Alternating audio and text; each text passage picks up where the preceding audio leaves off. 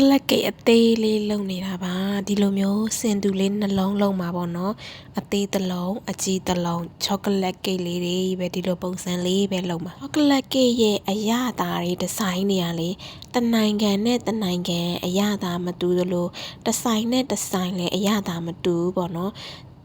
ချောကလက်ပုံစံချောကလက်ကိတ်တွေကလေအမျိုးမျိုးအများကြီးကွဲထွက်နေတာပေါ့နော်သူ့စတိုင်ကိုစတိုင်သူ့ကြိုက်ကိုကြိုက်လောက်ကြတာများတယ်ပေါ့နော်ကိတ်မုံဖန်တီးတဲ့သူရဲ့လက်ရာနဲ့